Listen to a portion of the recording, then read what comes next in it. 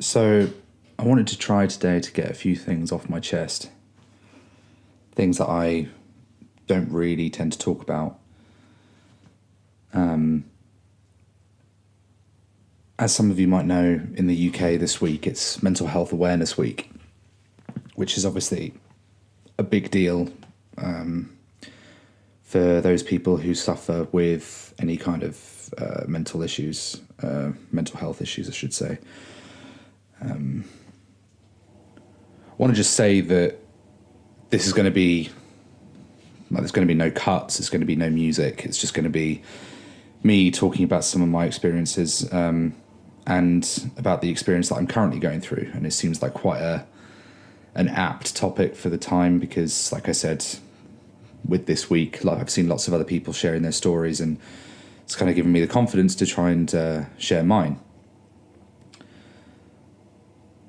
So I have, years ago, I was diagnosed with depression and with minor anxiety, like an anxiety disorder, but it was never really labelled because I tried my hardest not to let it, if that makes sense. Like, I didn't want to go to a doctor and just be slapped with a diagnosis with another label that I couldn't escape, and I would have to take medication and all this kind of stuff and do therapy and whatever. So that was a few years ago while I was at university. I've always been quite a nervous person. Like, I've always been very good at putting on a face of confidence and being quite calm, but when I'm on my own, that person completely disappears. So recently, especially in the last couple of months or last year, I've been a lot worse.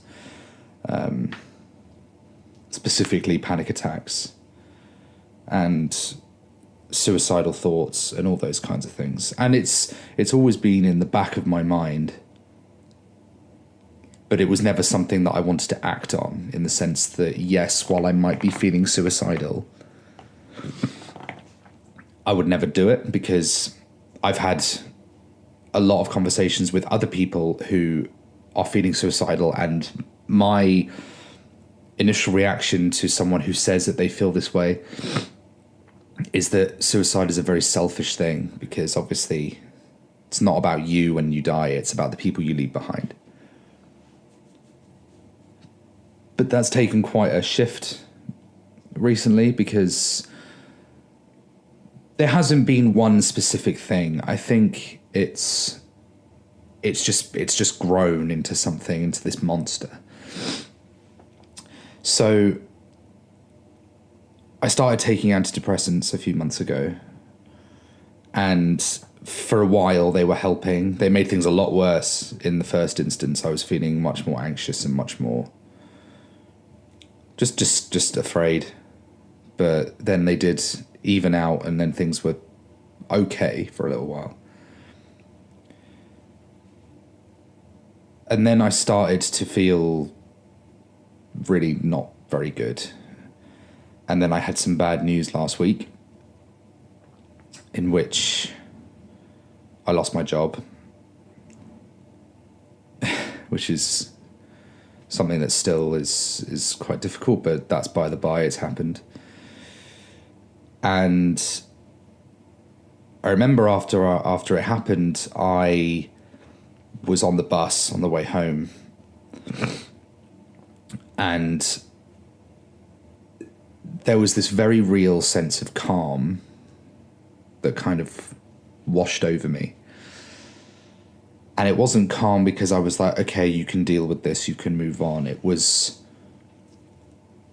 I had decided right then that I was going to commit suicide. And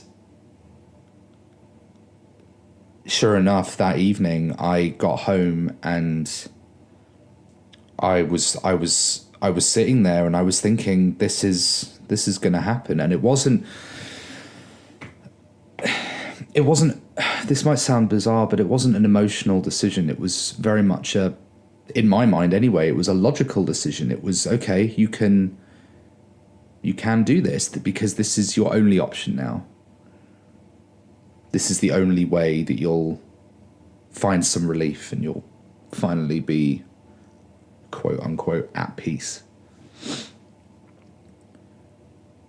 Obviously, I'm still here. And that is only because of the people that I live with. Because they've been nothing short of amazing. And I'm very fortunate to have these people in my life who will not belittle or berate me for feeling this way, but will understand. So I've been to the hospital, I've been to see doctors, I'm going to start with some counselling or like psychotherapy, that kind of thing. And we'll see how that goes. But I mean, obviously being in England, for those of you who don't know, the waiting process can be a very long time. The thing that really stood out to me, though, as I touched on before, was I've never in my life considered taking my own life to be a valid option. Because how can it be? The thing that I always say to people whenever they're feeling suicidal, depressed or whatever, is that taking your own life is not, it's not a reset button. It's not a decision that once you make it, you can then decide whether it was a good idea or not.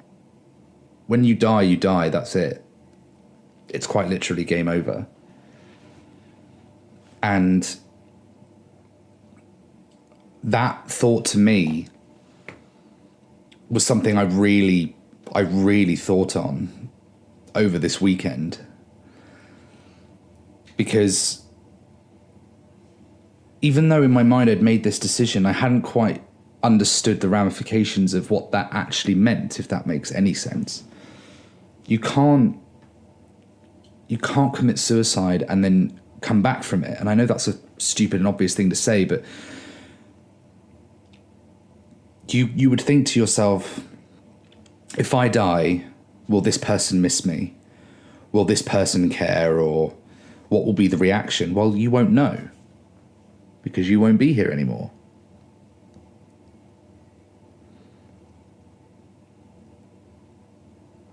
And that's not even scary to me anymore. That's just part of the decision.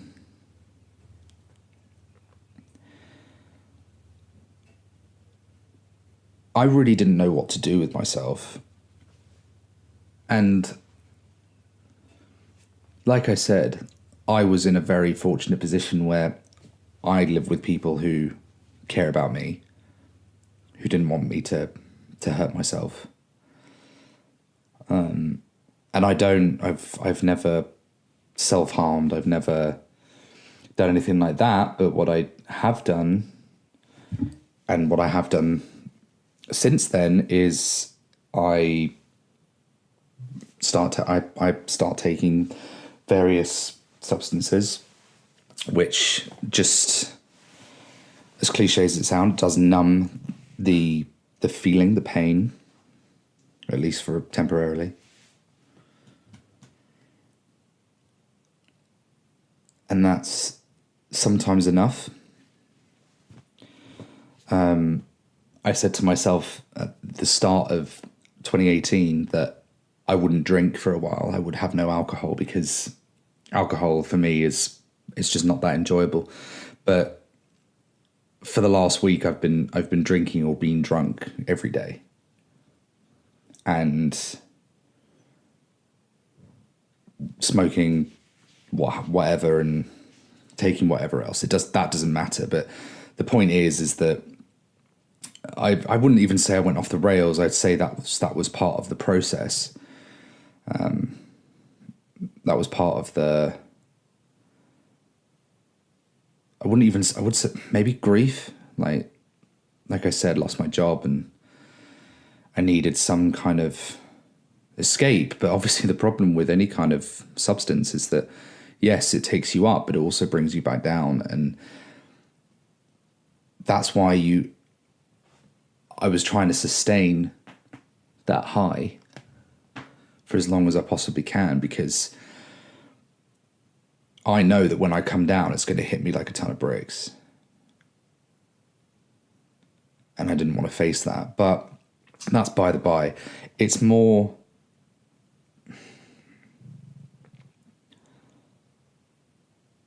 I tried to explain to a very good friend of mine a few days ago, not why I'm feeling like this, but trying to put into words what depression is, or what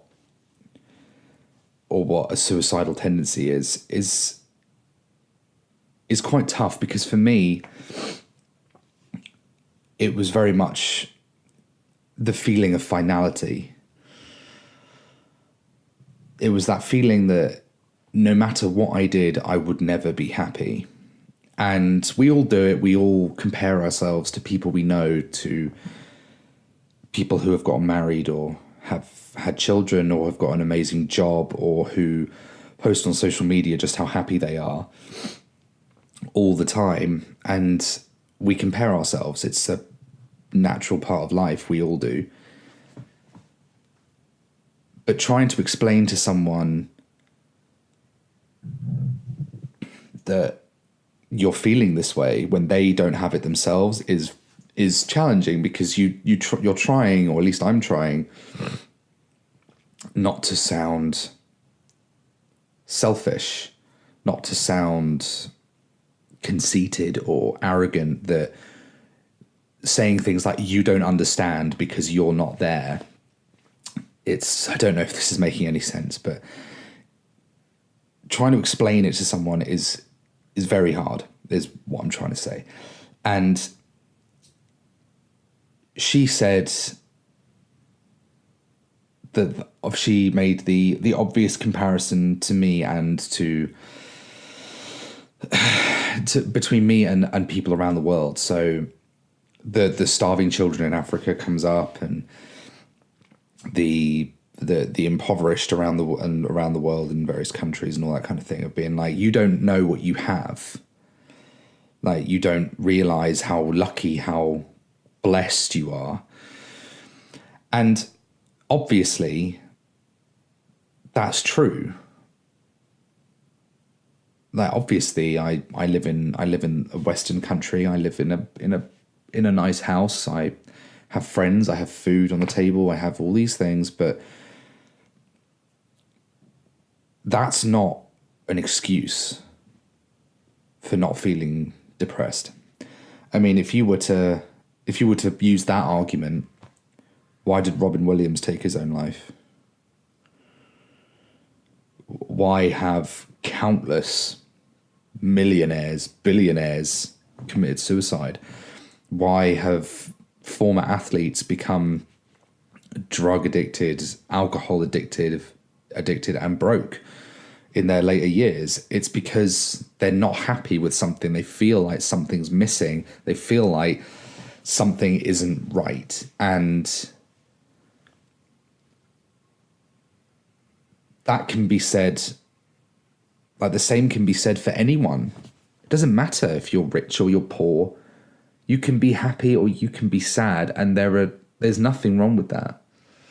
But sometimes with any of these feelings,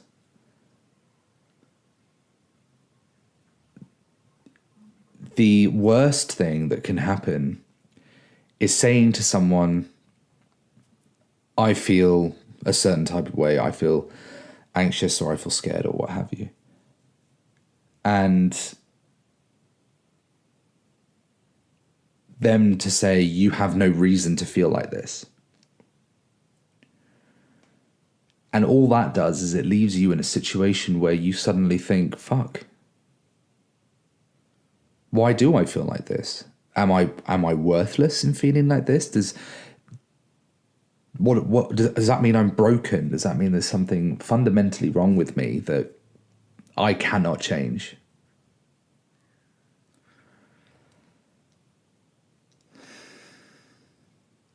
I've known for years that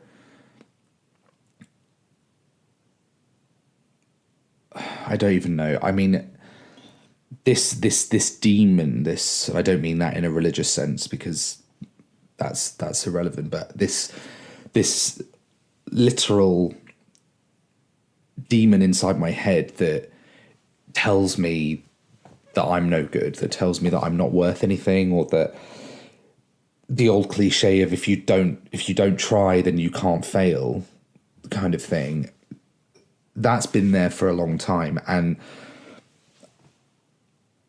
I've tried my best to squash that as much as I can, to fill my life with positive things. But that's not enough anymore. And I look around at jobs, I look around, because obviously I'm now seeking employment. And I look around and I look for something and I think, what's the point?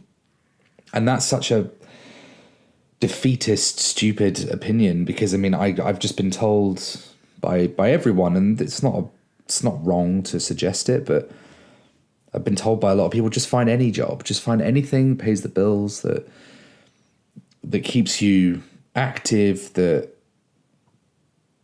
will do things so that you can do things. That didn't make sense, but you know what I mean. Like, just find something that keeps money ticking over. Fine.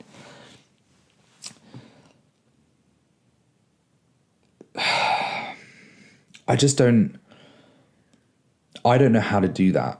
I respect people who can just take any job to do what they need to do. And in their mind, they're not thinking about career, they're not thinking about progression, they're thinking, do you know what? I need money, I need fucking money, and I need it now.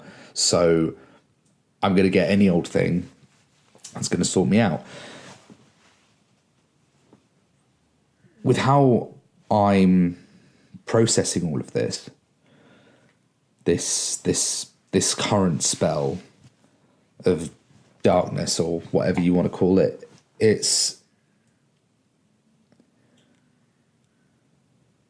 I don't know how to get better. And I don't know what the future looks like for me. It's kind of terrifying, because for the first time in my life, I feel like this is it. Like, this is the end. This is me resigning to the fact that I will never amount to anything. And it doesn't matter if those same people who care for you and love you and whatever, they can say, oh, but you're so capable, you're intelligent, you're creative, you're this, or they can fill you with as many compliments. And it's not a question that it's not that I don't believe them, it's that I don't think that matters. I don't think that matters. Because if I don't see it in myself, if I don't see my own capability, then no amount of compliments or anything can instill in me that feeling. And I don't know what's next. And I think that's what it all boils down to, is that I don't know what to do.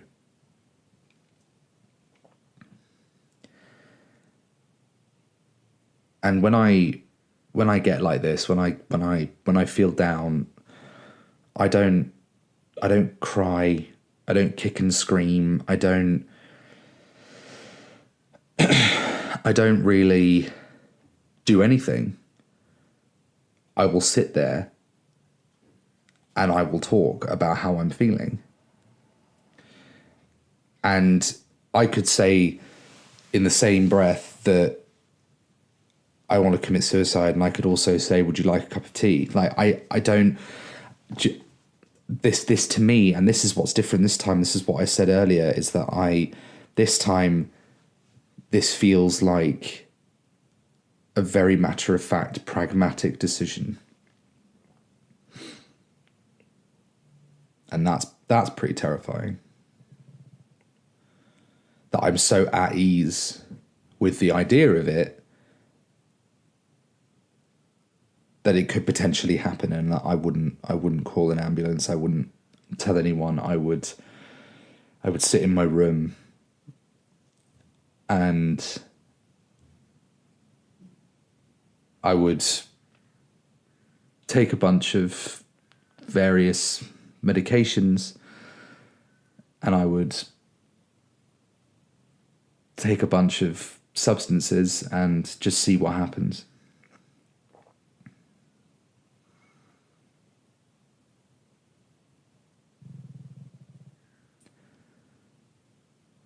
So there is another thing that I want to touch on in this, and it actually comes from a very, very bizarre place, and you might not really understand, or I don't know, maybe it's just me, maybe this is just because my brain at the moment is a bit foggy and what have you. But I saw a video the other day from a guy called Dan Mace, and the purpose of this video was about his life, about how when he was a teenager, he was kind of a bit of a screwed up kid, didn't have any direction, didn't know what he wanted to do, and so on and so on. And how he's now moved to New York and wants to be a YouTuber and all this kind of stuff. And he's friends with Casey Neistat, who, if you don't know, is quite an exceptional YouTuber and businessman, and generally all around good dude. Not that I've met him, but that's the impression that I get from him. Anyway, watch this video, and there's a bit in it where Casey is in it, and he says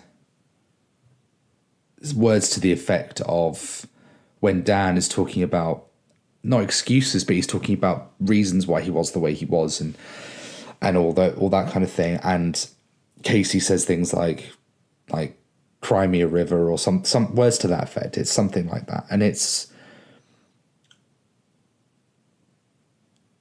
to me, I've seen a lot of Casey's videos where he talks about how he works every day, and he no days off, and all this kind of stuff, and he loves to work, and life's about working harder, and he goes running every day and all these things. While I do find that inspirational, and it's incredible the amount that he can do, and the same with this guy Dan, like, they both are very hard workers.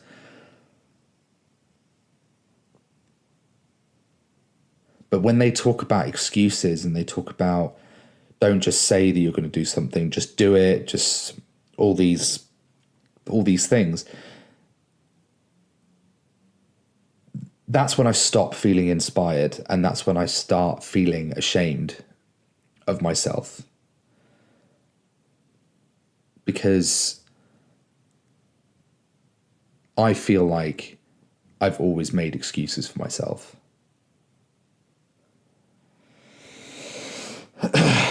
It's very easy for someone to say all you need to do is work, all you need to do is these extra bits. And it's easy to say that, and don't get me wrong, Casey and Dan, like especially Casey, he's built himself his own empire, and it's incredible what he's managed to do. It is nothing short of awesome, and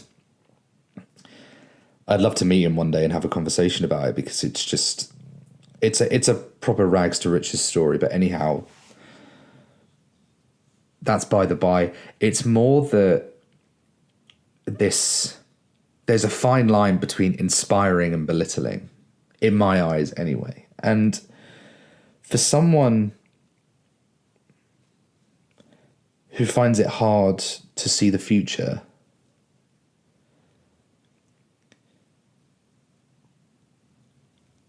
it makes it even harder when you're being told that, yes, right now, you are wasting time. You're pathetic. You're these struggles could just be solved, could just be fixed by working harder. But here's the thing: last year, I actually had two jobs. One I loved, one I hated, and I worked 7 days a week, and I was also training for a marathon, and all these things, and everything was going great. And I was like, "This is it. This is my time. This is how I become what I was supposed to be." And I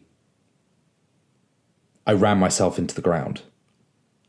Quite literally, I fucked my knee up running, and then when I couldn't run anymore, I had no outlet for stress, so I dissolved into depression. I lost both of those jobs. I started taking a lot of illegal substances and drinking a lot, and I didn't work for almost a year.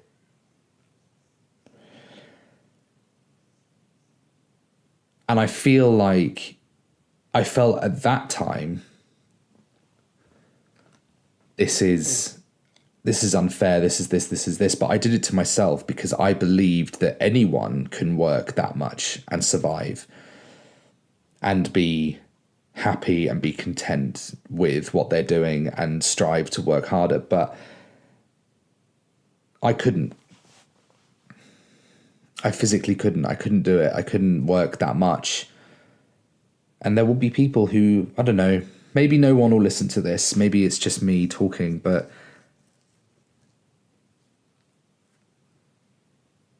someone out there will listen to this and think, oh, he's just making excuses. He's just lazy. He's just scared or whatever. It doesn't really matter. It's more the point that someone will think that these are just reasons why I'm electing to give up. But I can tell you right now, I have tried. I've really tried. Multiple times. I've had several do-overs where I've been like, right, this is it. This is the career. This is the plan. I have money. I have all these things, but it just never seems to be enough, you know?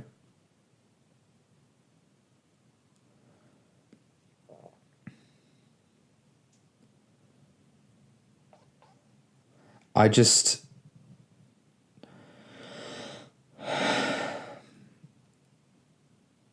don't know what else I'm supposed to do about this now, because yes, I'm going to get help. I'm going to get help, and I'm going to make sure that this doesn't beat me. But at the same time, I can't promise that I will ever amount to the success that I have in my mind, because I honestly don't know what that means. I don't know what that looks like. I don't know where I'm supposed to go or all these things. I've always been a grass is always greener kind of person, and that's dangerous because you can get your dream job and it's not what you thought it would be. You can work with people who make you so happy to turn up to work every day, and you can still lose everything. There's no guarantees that you'll ever be happy. And because I can't see ahead to a time or to a thing that would make me happy, I don't see the point.